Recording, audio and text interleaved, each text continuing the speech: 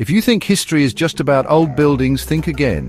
It's a continuous dialogue between the past and today, ready to unlock its secrets. Architectural history isn't just a list of dates and styles, it's a dynamic conversation that shapes our understanding of the world. By studying the past, we uncover patterns that help us navigate the future. Take the classical order, for example. Those majestic columns, they're not just relics. We can use them to convey messages in modern designs. Or consider deconstruction. It's not just chaotic forms. It challenges traditional ideas and pushes architectural boundaries. Learning architectural history isn't about memorizing facts. It's about critical thinking, analyzing sources, and understanding context. It's about transformation and sustainability. So next time you walk past a building, remember, you're not just seeing bricks and mortar. You're witnessing a dialogue across time. Stay curious and keep exploring. Selamat pagi semuanya, kita ketemu lagi di mata kuliah sejarah setelah libur lebaran. Oh iya, selamat Idul Fitri, minal aidin wal faizin, mohon maaf lahir batin, izin share screen. Jadi hari ini lebih ke review apa yang sudah dikumpulkan di Google Drive. Jadi saya coba review apa yang sudah kalian kerjakan. Ada beberapa catatan-catatan kecil terkait dengan tugas sejarah arsitektur. Jadi ini kelompok, saya ngambil urut aja ya dari Google Drive itu, dari kelompok yang paling pertama sampai yang terakhir. Ini kasusnya tentang menyimpan makanan.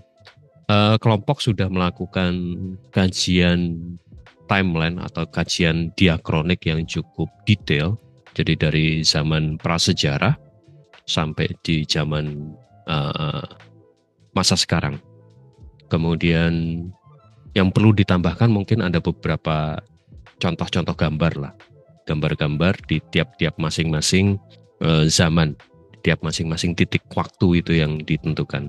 Itu yang pertama. Yang kedua, catatannya adalah ada bukan kelemahan ya, ada kekurangan yang di kajian sinkronik. Kelompok ingin melihat, awalnya di bagian awal dinyatakan ingin melihat tata ruang di mana tempat menyimpan makanan, tapi kemudian tidak konsisten terhadap proses tata ruang tersebut atau proses menyimpan makanan tersebut terhadap layout keseluruhan hunian. Jadi mungkin ada usulan, jadi nanti kelompok-kelompok berikutnya kalau ada warna merah itu biasanya itu yang saya tambahkan. Jadi mungkin bisa ditambahkan kajian sinkroniknya terkait dengan tata ruang itu, apakah ini usulan ya, usulan apakah dari pinggiran, artinya menyimpan makanan itu di luar bangunan utama, sehingga kemudian di masa sekarang itu menjadi masuk ke dalam, atau justru terkadang di beberapa titik justru menjadi inti. Di beberapa zaman kalau kita lihat bangunan vernakular Indonesia, menyimpan makanan itu justru menjadi inti dari ruang, di ruang hidup itu. Jadi silakan dicek apakah mau dari pinggiran ke inti atau proses menyimpan makanannya. Menyimpan makanannya apakah dari yang manual seperti yang digambar ini sketsa tempat menyimpan makanan yang berada di Afrika atau di Afrika. Soalnya ada dua gambar di Afrika dan di Amerika Latin. Saya sepertinya ngambil yang di Afrika. Apakah yang proses manual, jadi pengeringan manual dengan angin dan segala macam, sampai yang masa sekarang dengan proses teknologi tertentu, atau perletakan tempat menyimpan makanan ini yang sangat private, artinya di kelompok juga dinyatakan bahwa di zaman-zaman kerajaan itu sangat private, kemudian pada masa-masa tertentu akan di-share. Apakah mau yang ini dari private ke share, itu dari yang milik pribadi menjadi yang kemudian milik bersama, Ini agak ribet sih kalau di masa sekarang, tergantung kajiannya. Apakah memang fokus ke ruang hidup atau sebuah komunitas besar. Jadi yang ketiga ini memang agak debatable, tergantung pembahasannya nanti gimana. Jadi untuk kelompok ini fokus ke sinkroniknya, silakan diperdalam lagi tata ruangnya, terutama kelemahan di kelompok ini adalah gambar-gambar tata letak dan segala macam. Kalau kebingungan mungkin di sketsa aja nggak apa-apa, seperti gambar-gambar ini. Oke, itu kelompok pertama. Nanti kalau ada pertanyaan silahkan disampaikan di akhir ya. Kemudian ini kelompok kedua, kelompoknya Gusti dan kawan-kawan. Ada dua kelompok yang hampir mirip, sehingga saya perlu ada sedikit adjustment terkait dengan bahasan kelompok. Kelompok yang Gusti dan kawan-kawan ini tentang classical order. Sudah ada timelinenya, sudah ada kajian diakroniknya dari Yunani kuno, Romawi, kejatuhan Kaisar Romawi. Kemudian yang perlu ditambahkan adalah masa Renaissance dan Barok Rokoko. Kenapa ini perlu saya tambahkan? Karena pada masa Renaissance ini terjadi interpretasi yang luar biasa terhadap classical order zaman Yunani dan Romawi. Jadi justru titik baliknya di sini, di zaman Renaissance. Kemudian di Barok Rokoko ini kelanjutan dari Renaissance yang sangat fancy, artinya sangat playful terhadap classical order. Kemudian neoklasik melanjutkan ide dari Renaissance dan pada masa sekarang. Fokus utama saya usulkan untuk kelompok ini adalah fokus utama bisa ke proporsi, bisa ke structure-nya, bisa ke layout dalam pengertian tata ruangnya, di mana letak kolom, di mana letak ke ruang utama, atau bentuk desain. Jadi benar-benar fokus pada fisiknya. Benar-benar fokus pada fisik dari classical order. Dalam hal ini memang bisa fokus ke kolom. Jadi proporsi kolom, karena ada sangat perbedaan kalau mau dikontraskan ya antara Romawi sampai ke neoklasik. Itu kontras sekali di proporsi. Nampaknya sama tapi beda. Proporsi kemudian nanti nyambung ke bentuk di dalam desain. Jadi silakan kelompok ini merundingkan kembali terkait dengan kajian sinkroniknya, proporsi atau strukturnya, atau proporsi dan bentuk di dalam desain. Nah, kelompok berikutnya yang mirip-mirip menggunakan classical order lah, katakanlah seperti itu, classical order tapi dalam konteks yang agak sedikit berbeda. Fokus di kelompok ini, kelompoknya Putri Safira dan kawan-kawan, bisa hanya fokus ke fasad, bisa hanya fokus ke tampak depan saja. Karena ini juga cukup seru gitu.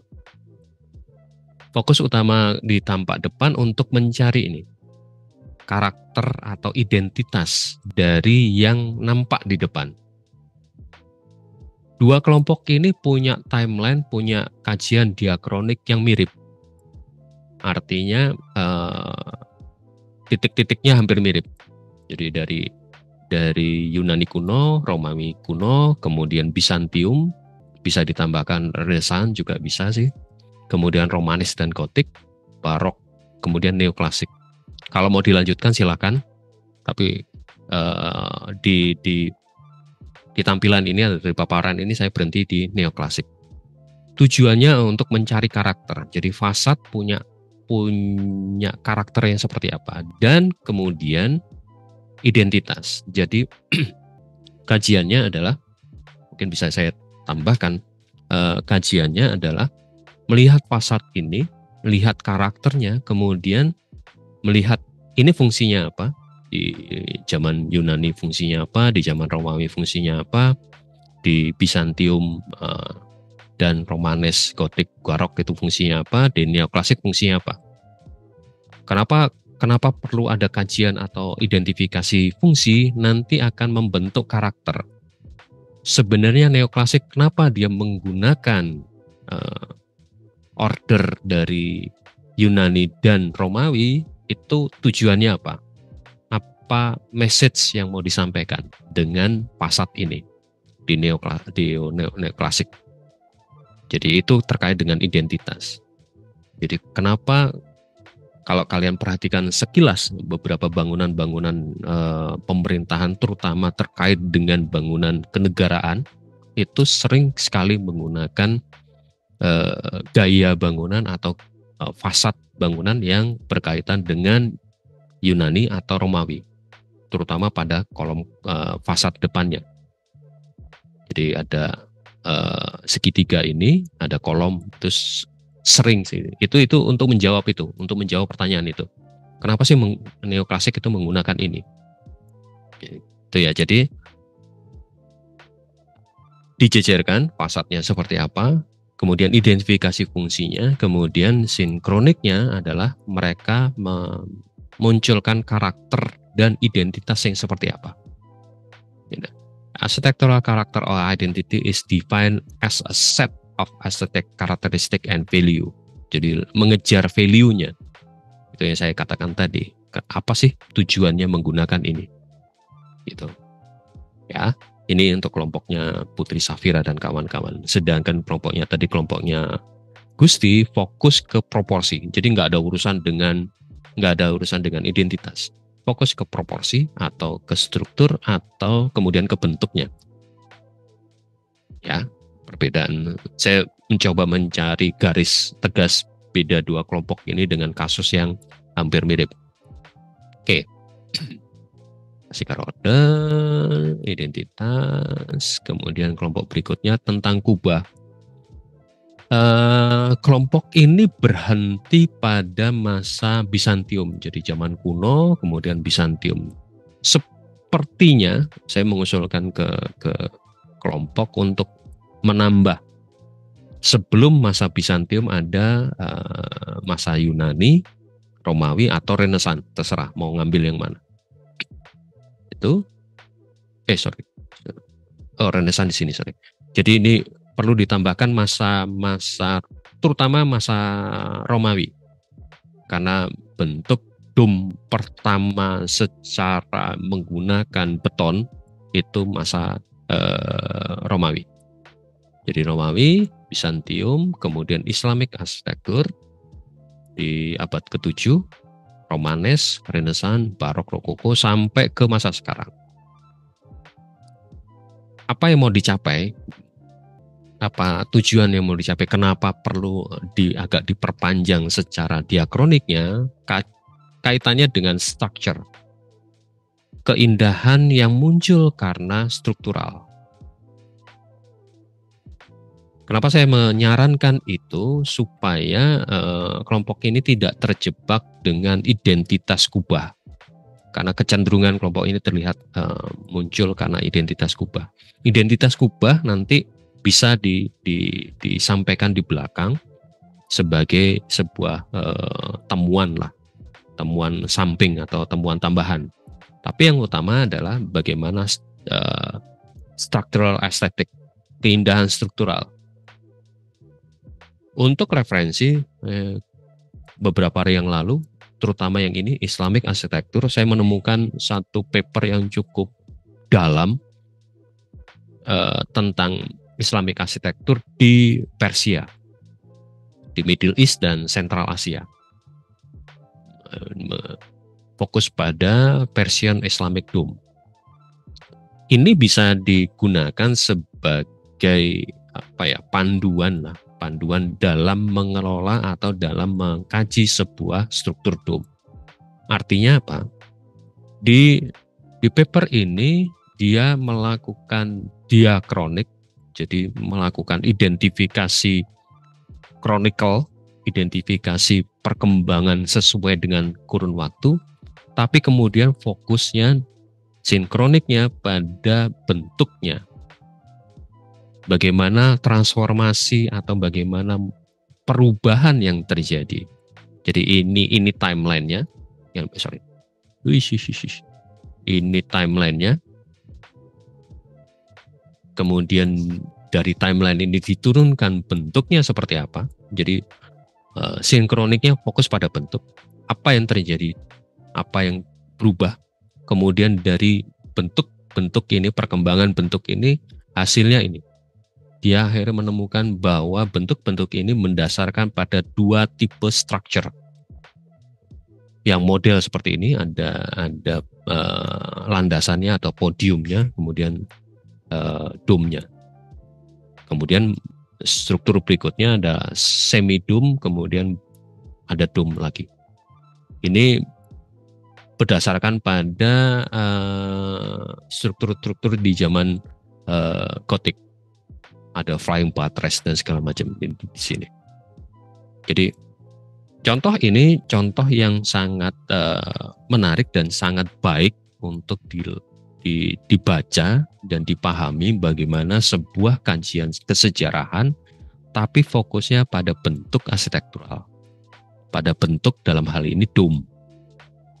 Nah, yang saya sarankan ke kelompok, menurut kalian kan di pengantar arsitektur sudah belajar tentang Venustas. Menurut kalian apa keindahan dome itu terkait dengan perkembangan zaman? Saya tidak perlu sampai ke sini, tidak perlu sampai ke bahasan yang sangat mendalam ini. Ini paper juga cukup dalam dan ya membuatnya cukup lama gitu.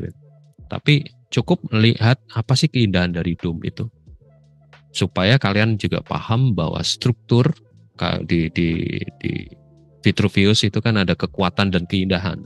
Bagaimana kekuatan dan keindahan ini bisa saling menguatkan terkait di bentuk struktur dome ini. Itu ya untuk kelompok ini. Kelompok berikutnya terkait dengan green building history. Kelompok Clarita dan Davina, saya tidak membahas secara detail karena saya pernah membuat di YouTube channel saya itu ada History of the Sustainable Design dan Biomimetic Architecture. Dua video ini sebenarnya menggunakan logika sinkronik diakronik, terutama di History of Sustainable Design. Bagaimana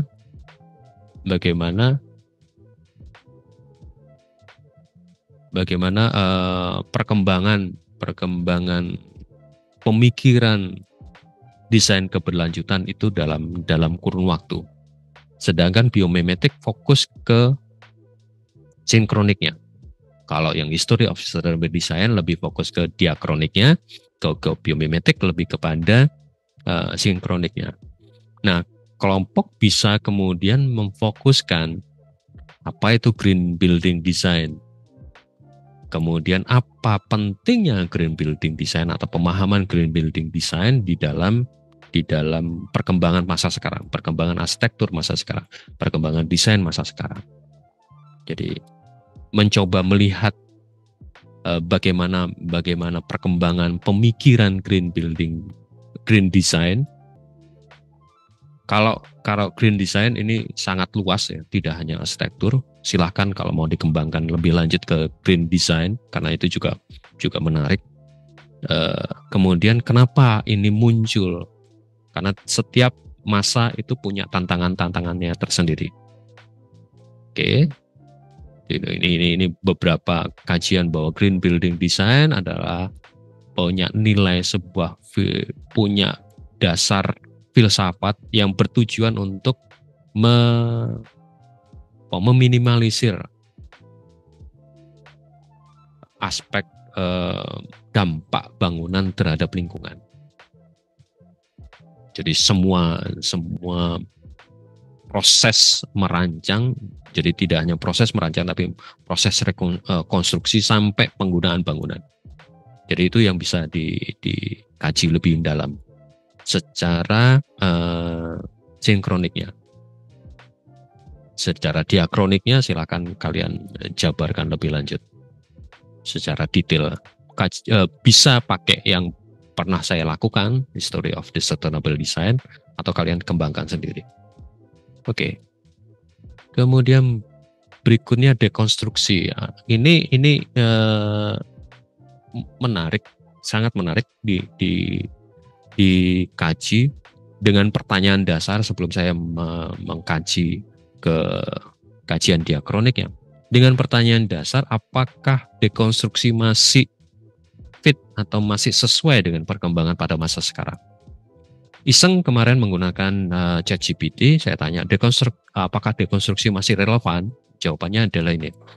Dekonstruktivisme is still relevant in architecture today as a way to challenge, untuk menantang pemikiran-pemikiran tradisional dan memunculkan cara berpikir provokatif di dalam menghadapi atau di dalam usaha untuk menjawab tantangan pada masa sekarang.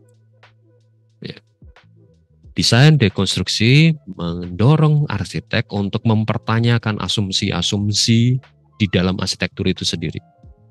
Nah, ini yang mungkin bisa dilakukan oleh kelompoknya Olga dan kawan-kawan.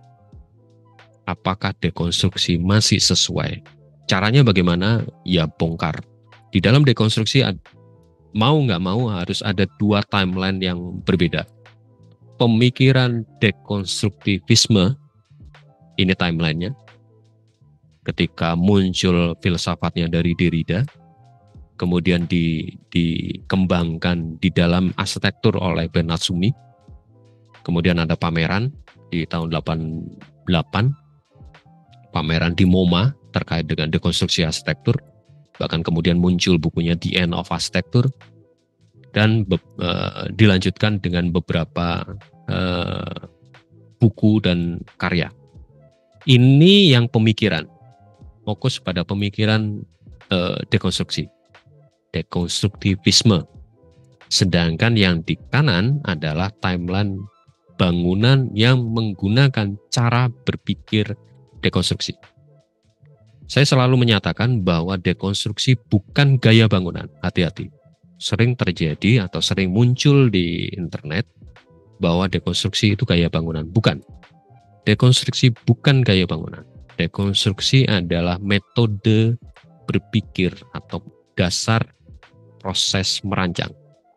Ada yang mengatakan metode rancangan, metode desain. Bolehlah. Tapi hemat saya sebenarnya sebelum menjadi sebuah metode desain, ini sebuah metode berpikirnya dulu. Jadi ini karya-karyanya yang mendasarkan cara berpikirnya pada dekonstruksi. Silakan dipakai aja nggak apa-apa kelompok ini, kelompoknya Olga dan kawan-kawan. Kemudian secara sinkroniknya, secara timeline itu pendek dibanding dengan kelompok-kelompok yang lain ya. Kelompok-kelompok lain sejak masa Yunani sampai masa sekarang, kelompok yang ini cukup pendek, tapi bangunannya cukup padat dan cukup banyak, sehingga semoga kalian secara berkelompok mampu menjawab apakah dekonstruksi masih relevan. Kata ChatGPT masih relevan. Ya katakanlah ini sebagai panduan lah. Tapi sebagaimana relevannya itu yang menjadi pertanyaan mendasar. Oke, itu dekonstruksi. Nah, sebelum saya masuk ke sini, mungkin ada pertanyaan, saya stop share dulu deh. Ada pertanyaan dulu dari kelompok. Kalau nggak ada, saya lanjutkan, tak apa-apa. Pertanyaan standar biasanya. Lalu ngapain Pak? Berikutnya diapakan? Gusti udah senyum-senyum. Sorry Gusti. Pertanyaan, nggak apa-apa, memang harusnya gitu. So what? Apa yang harus dilakukan dari review tadi? Saya mencatat ada beberapa kelompok yang belum mengumpulkan, tapi nggak apa-apa, nanti susulkan saja. Tapi so what? Yang harus didasarkan atau harus menjadi dasar berpikir bahwa belajar sejarah itu adalah dialog terus-menerus antara masa lalu dan masa sekarang, konteks kita saat ini. Sehingga kalau tadi kalian perhatikan review tugas-tugas, saya selalu mempertanyakan, bahkan yang di try dan dekonstruksi, itu secara tegas saya nyatakan, apakah dekonstruksi masih kontekstual dengan masa sekarang.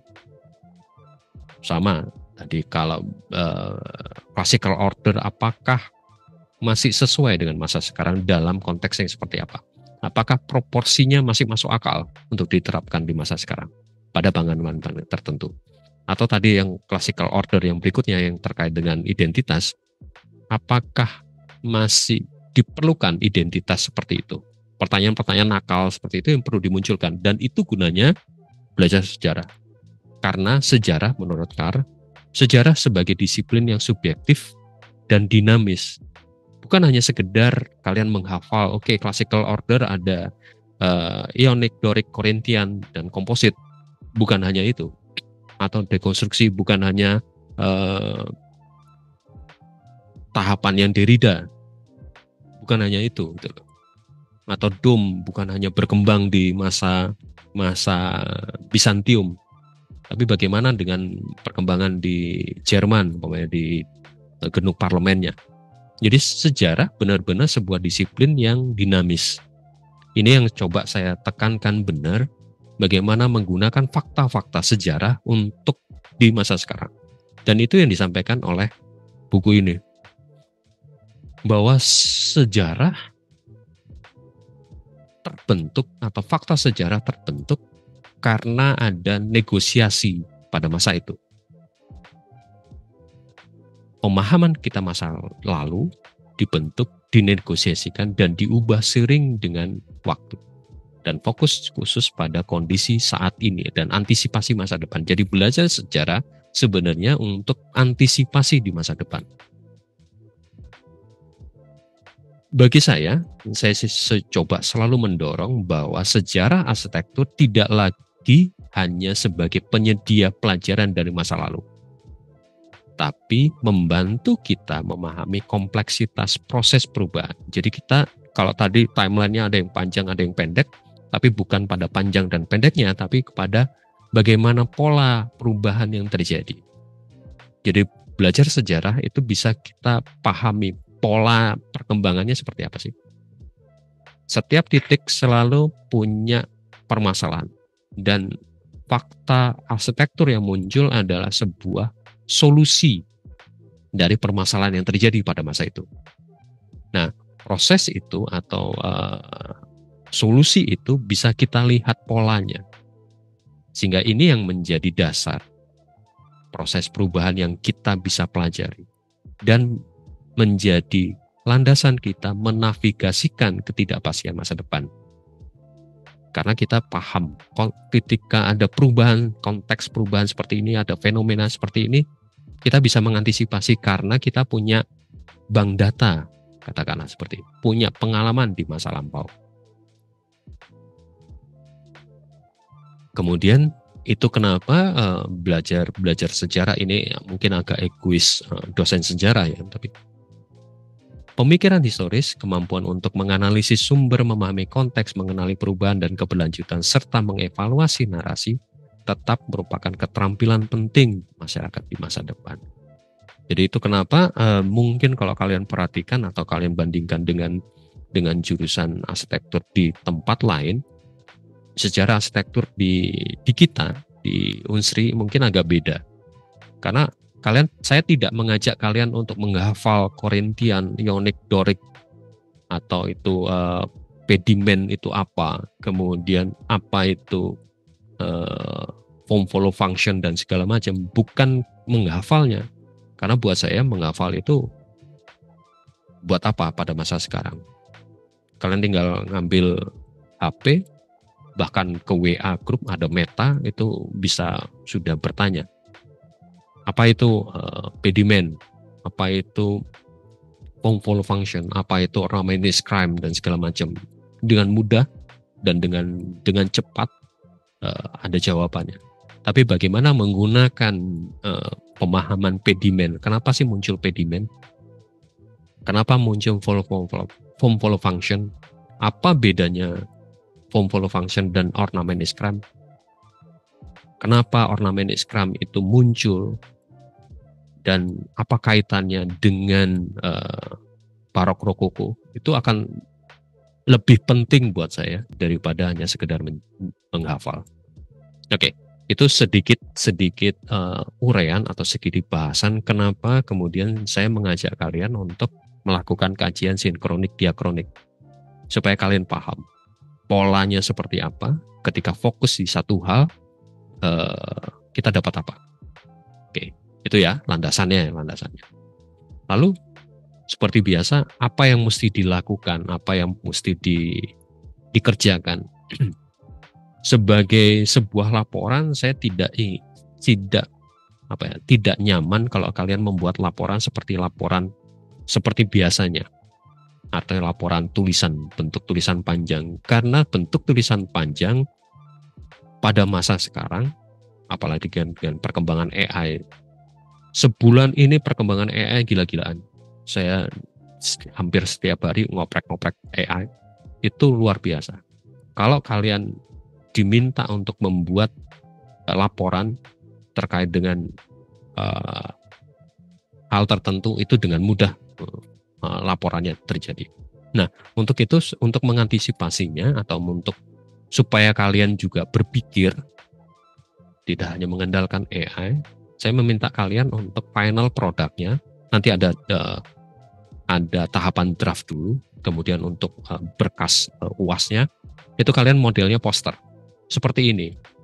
Poster ini adalah poster dari cara berpikir Mies van der Rohe, seorang tokoh arsitektur modern. Kata-kata kunci ini adalah kata-kata kunci yang dimunculkan setelah mengkaji siapa itu Mies van der Rohe. Atau model poster yang seperti ini. Ini poster timeline atau kajian chronicle dari Le Corbusier. Dia mengumpulkan dari modular sampai yang terakhir lengkap dengan keterangannya. Atau yang sebelah kanan adalah karya-karya dari Frank Lloyd Wright.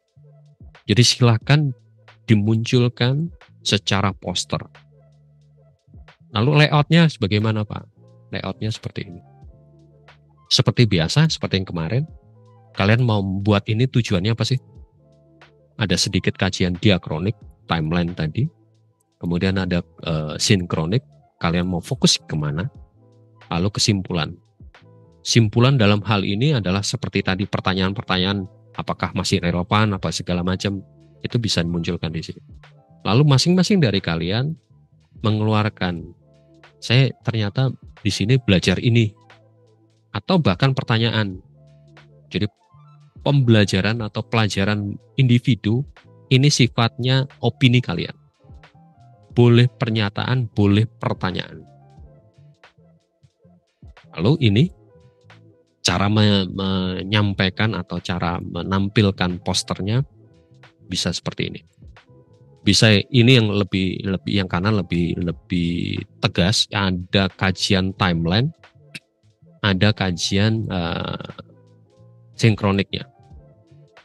Jadi yang Olympic Logos, kemudian user interface dan segala macam ini lebih ke sinkroniknya, kesimpulan.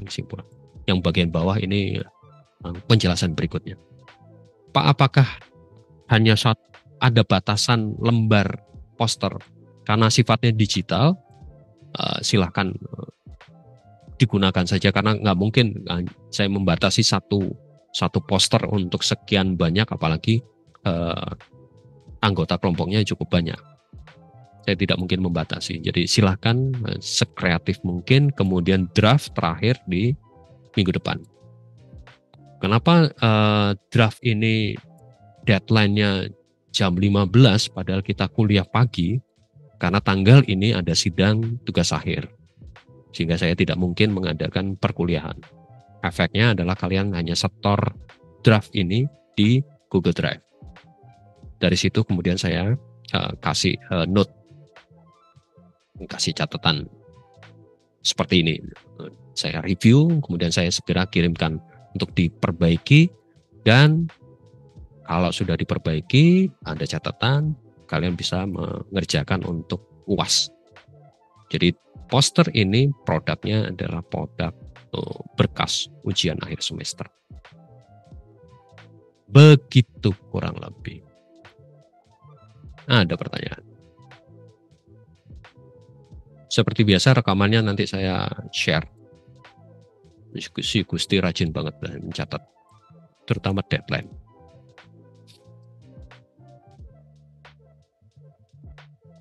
Oke, ada pertanyaan? Ini beberapa orang yang sudah sampai ke Indralaya. Sepertinya masih banyak yang izin. Pak, masih terjebak di Jambi. Pak, masih di Madiun. Nah, ya nggak apa-apa. Itu kenapa saya minggu ini sudahlah. Kita ada pertanyaan? Kalau nggak ada, nggak apa-apa. Kemudian tidak usah ragu kalau ada pertanyaan-pertanyaan teknis untuk bertanya di WA Group. Ya, nggak usah ragu. Ini seperti biasa, nanti saya edit. Karena hari ini ada dua kuliah, mungkin baru nanti malam baru saya edit dan saya unggah ke YouTube seperti biasa. Ada penampakan Zaki.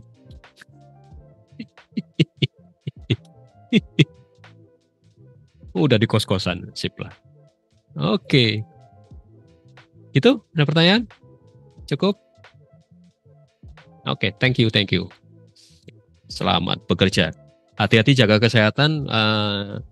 Minggu-minggu ini akan minggu gila-gilaan sampai nanti awal Mei, karena kita akan jadwal UAS itu dimulai tanggal 5 Mei sampai tanggal 16. Jadi kayaknya 3 minggu, tapi akan 3 minggu yang amat sangat menyiksa kalian. Itu ya. Jadi benar-benar jaga kesehatan. Oke? Sip. Thank you. Sampai jumpa di kapan? Minggu depan Kak ketemu lagi. Oke, bye-bye. Terima kasih Pak Jo. Yoi. Terima kasih Pak Jo. Sama-sama.